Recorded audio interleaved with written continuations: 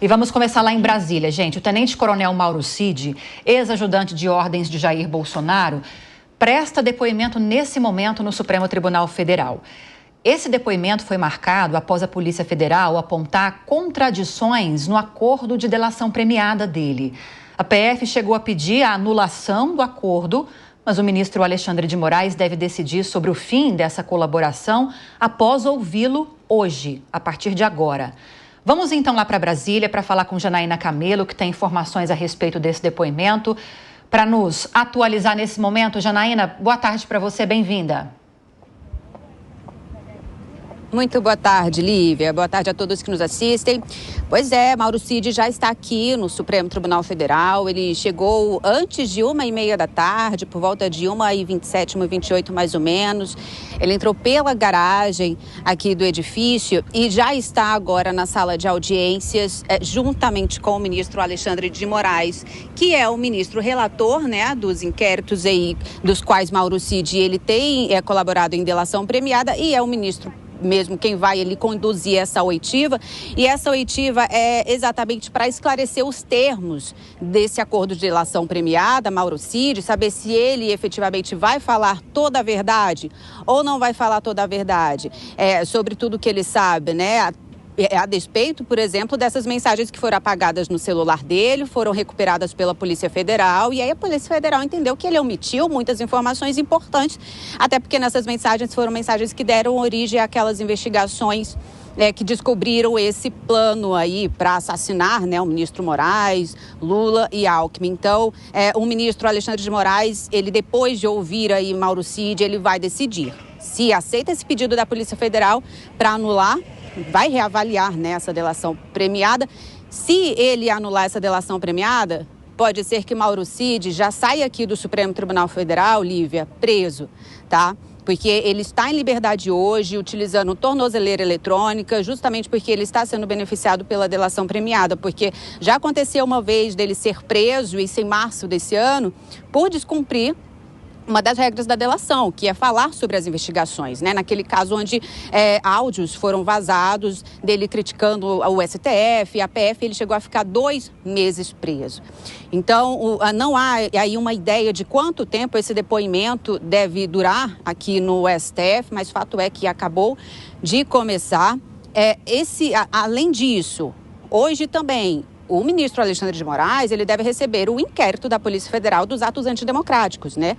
Aquele inquérito que é enorme, porque ele tem mais de 700 páginas, porque ele inclui informações, investigações desde maio de 2022 até agora. Então, nele estão incluídos as minutas de golpe que foram encontradas no celular de Mauro Cid, na casa de Anderson Torres, que foi ministro de Bolsonaro, inclui aquela reunião do dia 5 de julho de 2022 entre Bolsonaro e aliados, onde eles teriam falado sobre uma tentativa de golpe de Estado, inclui a tentativa, o ataque à bomba no STF que aconteceu dias atrás, onde o homem foi morto, né?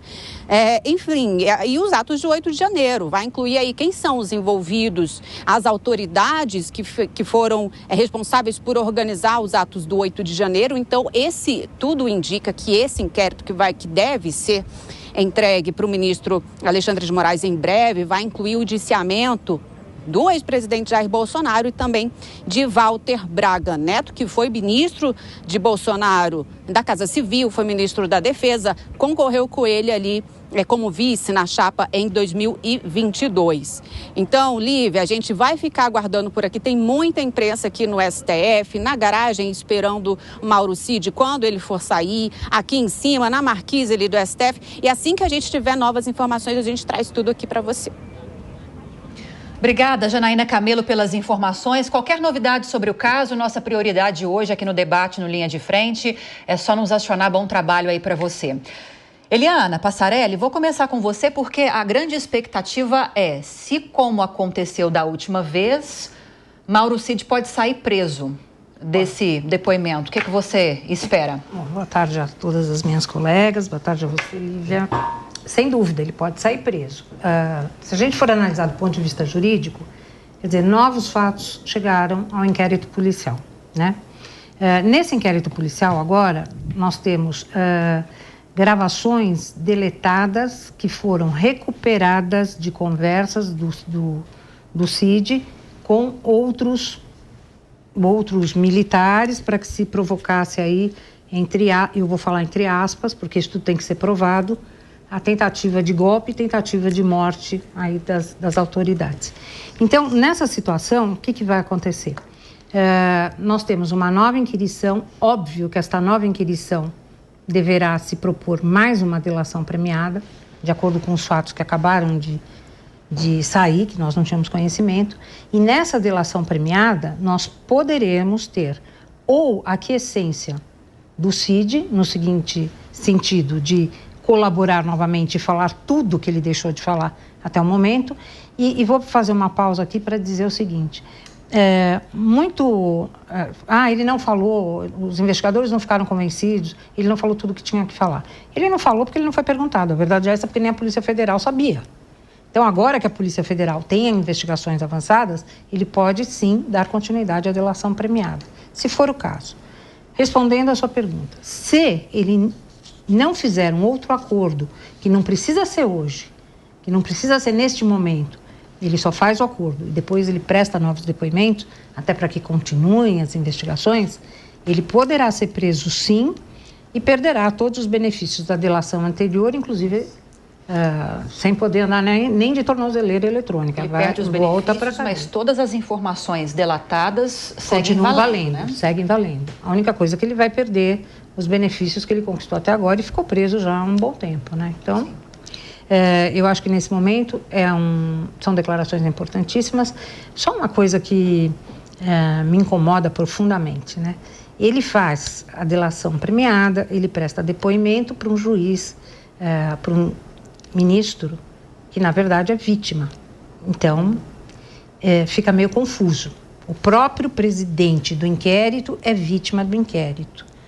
E nós vivemos, né, de imparcialidade processual, sempre. Só isso. Ellen, um grande ponto assim, que a gente precisa destacar aqui, obviamente a própria Eliana citou aqui, essa etapa das investigações que aponta para a existência de um plano de golpe de Estado, que inclui o assassinato de autoridades, veio à tona depois que esses dados do celular de CID foram recuperados com a ajuda de um software israelense, né? E aí, depois que essas conversas em texto, depois que esses áudios, depois que essa geolocalização também desses celulares que chegaram a ser habilitados para dar andamento nesse plano segundo as investigações, depois que isso tudo veio à tona, não são mensagens de críticas ou ataques a autoridades, são indícios fortes de que realmente um plano de golpe dessa magnitude tenha existido e quase chegou a ser concretizado.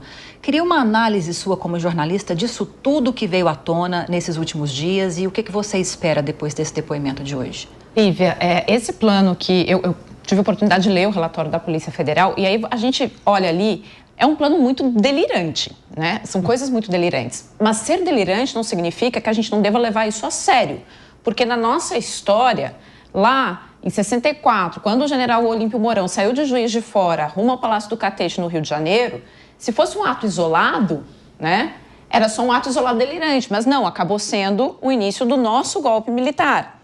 Depois, quando o fim da ditadura já era uma coisa dada, né, teve um grupo de militares que se reuniu lá e queria fazer um atentado ao show dos trabalhadores lá no Rio Centro. Tudo isso é muito delirante, mas foi muito sério na nossa história. Então, o primeiro ponto é esse. Nós precisamos levar a sério essa investigação. É uma investigação muito embasada, tem muito embasamento, mas tem pontas soltas. Por exemplo, quando fala que houve uma reunião do general Braga Neto com outros conspiracionistas na casa do general, não se sabe como é que chegaram a essa informação. A nossa colega Malu Gaspar, que é jornalista, ela conseguiu, apurando com as fontes dela, descobrir que foi o Mauro Cid que acabou contando isso. Mas isso não está no relatório, por exemplo. É uma ponta que está solta lá, né? Outra ponta solta, não fica claro qual o papel de Jair Bolsonaro neste plano. Não está claro ali. E aí a gente já sabe pela nossa história o que acontece quando ficam pontas soltas. A Lava Jato está aí para nos contar essa história, né? A gente teve N casos na nossa história que quando não fica tudo muito bem amarrado, dá em nada. E isso não pode dar em nada. Isso tem que ser levado a sério. Mais um ponto a ser levado a sério é o que a Eliane pontuou aqui. Quer dizer, o ministro que é vítima tem que se declarar impedido, porque a vítima não pode continuar conduzindo o processo, porque o que vai acontecer lá na frente? As defesas vão alegar a parcialidade com razão de quem está na condução. Então, se a gente quer aprender com a nossa história, o que eu consigo depurar daqui é que ela precisa ter as pontas bem amarradas antes do anseio de justiçamento. Sim. Agora, Deise, muitos indícios, pontas soltas, como trouxe agora a Ellen, as investigações precisam agora avançar para conectar essas pontas, para ver se realmente o que está sendo investigado aconteceu. E aí a Ellen citou Jair Bolsonaro, né, que não está entre os investigados, assim como o Braga Neto também não está, embora esteja mencionado, vamos colocar assim, nessas investigações, e o próprio Bolsonaro também mencionado nessas investigações. Pode respingar nessas autoridades? O que você espera? Eu acredito que pode, sim. Tem toda uma questão, você tem as pontas soltas que a Ellen falou, eu acho que tem um ponto que é bem importante aqui. O que a Polícia Federal acabou descobrindo nessas mensagens que foram apagadas do computador e do celular pessoal do Mauro Cid.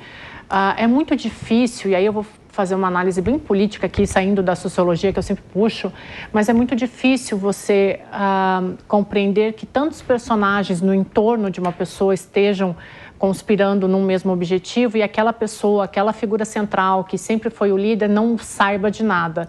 Até porque a gente tem alguns dados, por exemplo, falando que quando o punhal verde e amarelo foi impresso, ele foi impresso no momento em que o ex-presidente estava no Palácio do Planalto. Então, eu acredito que essa insistência também em ouvir sempre o Mauro Cid é justamente para descobrir quais são essas ligações, quais são os mentores intelectuais. A gente tem que tomar cuidado também, acho que a Ellen pontuou muito bem, a gente tem que aprender com a história, mas a gente também tem que tomar cuidado para não fazer julgamento precipitado, né? Enquanto a Ellen foi minha colega de academia aqui, enquanto a gente estava na academia, a gente fazia muitas análises de momentos em que a imprensa e a própria sociedade civil julgavam antes do judiciário. Aí, quando você olha para o judiciário, tem o ponto que a Eliana falou muito bem aqui, né? O juiz que vai julgar também é vítima. Então, a gente precisa de um realinhamento democrático no meio disso tudo, muito cuidado, muita cautela, mas com certeza essas delações, essas falas do Mauro Cid, elas provavelmente vão ter implicações em outros personagens.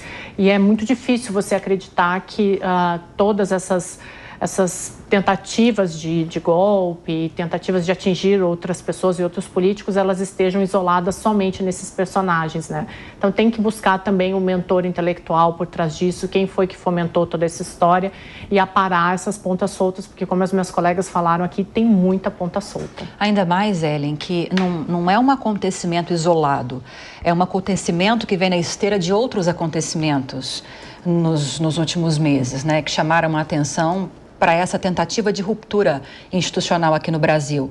Nós tivemos o 12 de dezembro, na data da diplomação do presidente Lula em Brasília, que houve aquela quase invasão na Superintendência da Polícia Federal, ônibus também incendiados, foi algo terrível. Aí nós tivemos o 8 de janeiro de 2023 também, com as invasões, depredações dos prédios públicos na Praça dos Três Poderes. Eu vou colocar aqui, mas bem entre aspas e separado desses outros fatos, que é um fato mais recente, tivemos na semana passada o atentado em Brasília, com uma morte também do autor desse atentado. Então é assim, são indícios fortes, a gente não pode fazer pré-julgamento, mas que vem na esteira de outros acontecimentos que foram reais, concretos. Nós testemunhamos esses acontecimentos. Então não parece tão absurdo se lá na frente ficar comprovado que realmente tudo isso aconteceu. Não parece absurdo não, Lívia. O único problema é que assim, quando a gente está num processo judicial, aqui a gente tem uma especialista na mesa, ela pode me corrigir se eu falar bobagem, por favor, fique à vontade. Mas assim, indícios, ok, fortes, mas a gente precisa mais do que isso, né? Acho que todo mundo lembra daquele momento Joesley Batista no governo Temer. né? Que o Joesley chega lá e apresenta um áudio dizendo que o Temer tinha dito tem que manter isso aí, né, em relação à propina Eduardo Cunha, e não foi isso que o Temer tinha dito. Só que aí o governo ficou inviável, o governo não conseguiu fazer mais nada e foi um pato manco dali para frente, né? Então, a gente muitas vezes tem indícios, mas se você não tem as provas, isso deixa muito, ainda mais aqui, que até o passado é questionável, é incerto, né? Deixa muito aberto para que as defesas mais adiante venham fazer questionamentos e que tudo vá por água abaixo. Então, sim, é muito estranho que tudo aconteça dentro do Palácio, que tenha relatório sendo impresso dentro do Palácio, que tenha reunião com a anuência de todos os ajudantes de ordem do presidente e o presidente não saiba de nada do que está acontecendo ali.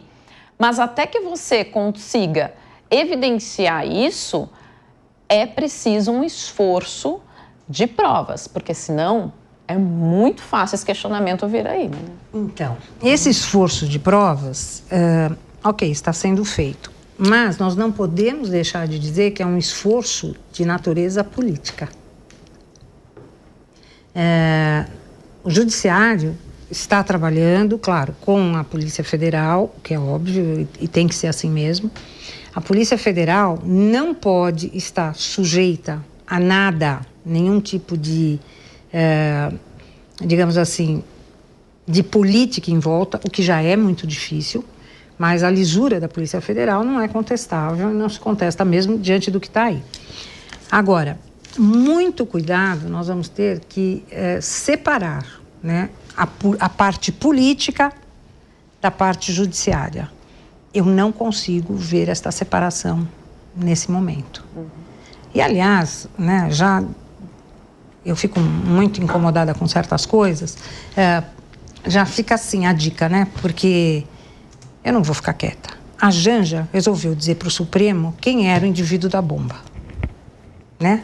Aquela besta, abestado, sei lá como é que ela chamou o indivíduo, e já deu a nota, né? Que ele fez com fogos de artifício. Então, eu estou fazendo um paralelo grosseiro, no fundo é isso. Ela mesma já disse, né, ao Supremo Tribunal Federal que aquilo foi uma bobagem, que foi com fogos de artifício e que não aconteceu nada. Que aquilo não era um golpe, não era nada. Feito isso, quer dizer, agora nós não podemos cair, né, nessa segunda fase de dizer que tudo seria um golpe de Estado. Que não há dúvida que talvez tenha lá uma proposta para se matar, alguma autoridade e tal. Isso tem que ser apurado. Mas com toda a calma e todo o rigor que o Brasil merece. Eu estou pensando aqui eu estou pensando no que a doutora Eliana está falando. A gente sempre bate na pauta aqui da mediatização do judiciário, né? E eu estava ouvindo ela falando, eu estava pensando assim, qual é essa linha tênue que divide a questão necessária da transparência no judiciário e do espetáculo, né? Porque é muito complicado você ver juízes tomando ares de personagens políticos, muitas vezes, o que não deveria ser, né? E aí você vê essa linha sendo completamente rompida, né? É óbvio que o judiciário precisa dar transparência aos seus atos, mas a gente sempre defendeu aqui no Linha de Frente justamente a necessidade de que os juízes falem através dos autos, dos processos. E o que a gente está vendo hoje é justamente essa espetacularização. Isso começou muito a partir do caso O.J. Simpson nos Estados Unidos, e aí foi migrando para outros países, e aqui no Brasil veio com muita força. Mas eu acho que essa é uma questão que a gente também tem que rever e repensar como sociedade. Até que ponto esses juízes não estão tomando protagonismo e muitas vezes esse protagonismo acaba fazendo com que a sociedade, a mídia pressione e possa inclusive alterar o resultado dos processos judiciais. Então eu acho que o Brasil tem muitas questões para serem debatidas e essa é uma das principais. Eu queria só adiantar, falar disso que você falou, dessa coisa do juiz dar entrevista, eu não vi nada a respeito do Ministério Público Federal nisso. E nem do Ministério Público Militar. Não há nenhum tipo de manifestação. Deveria ser o inverso. É partir da Procuradoria. Partir da Procuradoria-Geral, partir do Ministério da Procuradoria-Geral Militar, porque isso envolve também crimes de segurança nacional, então, crime de terrorismo, enfim, um monte de coisa, um monte de crimes. Mas eu não vi nenhuma manifestação. Então, este protagonismo nós temos que segurar. Não pode ser desta forma. Me parece muito como a situação, claro, uma analogia. Parece muito com um tribunal do júri, né? O tribunal do júri é um representante da sociedade que tem lá os seus integrantes e que não tem um embasamento técnico para tomar uma decisão. Por mais que aquelas pessoas fiquem isoladas um período antes do julgamento, no caso Marielle, por exemplo, eles ficaram isolados quanto tempo antes? Eles não ficaram 5, 6, 9 anos. 2018, né? Quanto tempo, gente? Me ajuda a fazer as contas aí. Pelo amor de Deus, jornalista com conta é 6 anos. 6 anos. A minha intuição falou bem, 6 anos. Eles não ficaram 6 anos, eles durante 6 reclusos. Eles acompanharam todo o desdobramento. Sim. Então, obviamente, que a forma como a imprensa trouxe à tona as informações ao longo desses anos, de alguma forma, acho difícil não ter interferido na decisão final deles. Me parece muito um pouco como essa situação também, né, Eliana? O que você acha? Eu trabalhei 25 anos no Tribunal do Júri. Óbvio que todo jurado fica impactado pelo que a mídia coloca. Às vezes, os fatos são uns dentro do processo e a mídia coloca de uma outra forma que você não consegue reverter a cabeça do jurado. E eu posso falar porque eu fui jurada também, durante 10 anos. Então, você é trabalhado sim, a mídia trabalha para que você chegue a uma conclusão. Se o promotor de justiça, se o advogado não forem extremamente, eu diria, talentosos nos autos, no sentido de buscar para o jurado que está nos autos, a confusão permanece. E é pré-julgado, acabou. A mídia condena, a mídia absolve. Exatamente. Isto é fato. Não, é só uma observação que eu até comentei já uma vez no Linha de Frente aqui. Tem um especialista, um neurocientista brasileiro que estuda muito essa relação da exposição do judiciário com a neurociência. E ele fala claramente isso. Quanto mais exposto o juiz está, mais influenciável ele fica com a opinião pública. Então, isso é um perigo mesmo. Ele sente que ele tem de prestar algum tipo de justificativa para as pessoas, seria por isso? É isso, né? Eu acho que tinha alguém na mesa, quando eu comentei isso, que brincou que era tipo pesquisa de opinião de novela, né? Que você começa a fazer uma pesquisa qualitativa, por que você está achando esse personagem? Não tá muito bom. Aí o autor vai lá e muda. Quando um juiz da Suprema Corte, estamos falando da elite do nosso país, fica exposto à opinião pública, qualquer um de nós, né, que hoje em dia tem redes sociais, sabe, recebe uma crítica, recebe um elogio, você fica mais vulnerável. Uma pessoa dessas, ela fica extremamente vulnerável à opinião pública. Então, quanto mais ele se expõe fora dos autos, pior é para imparcialidade jurídica. Agora, Eliana, só para a gente deixar bem claro aqui para nós, aqui na mesa, para a audiência, em que pé que está esse processo dessas investigações? Não houve ainda indiciamento. Não. A Polícia Federal está apresentando as investigações, né? Agora a gente está acompanhando, embora à distância, esse depoimento que o Mauro Cid está prestando ao STF. Ontem que ele prestou um depoimento para a Polícia Federal e agora está prestando, não vou nem chamar de depoimento para não parecer o mesmo instrumento, está participando de uma audiência, vamos colocar assim, no STF. Depois de todo esse processo, a denúncia pode ser oferecida em relação aos investigados, é isso? Sim. E depois disso? E depois disso ao processo penal, né? Ao processo mesmo, todo mundo denunciado, se tornam réus. Aí a determinação de prisões ou não, porque já tem prisões cautelares, né? Nós tivemos prisões essa semana. Então, nesse momento, há uma aceleração na investigação, porque ou esses presos, né, se tornam presos preventivos, ou preventivos que eu digo provisórios, porque não há processo penal, e depois eles se tornam réus com prisões preventivas decretadas ao longo do processo penal, ação penal. Não sei se eu me faço entender. Neste momento, a tendência é que as investigações se acelerem muito e que se cheguem a outros nomes e que se prendam outras pessoas. Enfim, tudo vai ser desenvolvido com muita rapidez. Agora não tem mais tempo para perder. Porque eu acho um pouco estranho, e eu não sei como isso se justificaria juridicamente, porque se a gente está na fase das investigações pela Polícia Federal, faz o sentido esse depoimento de Mauro Cid à Polícia Federal na terça, tá? Ontem foi feriado, gente. Isso. Na terça.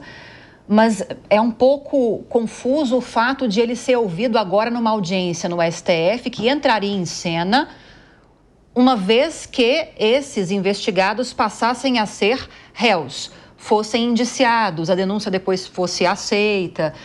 Como explicar nesse momento ele estar agora no STF participando dessa audiência? Nesse momento, etapa, é assim, olha, vamos ver o que nós retiramos a mais.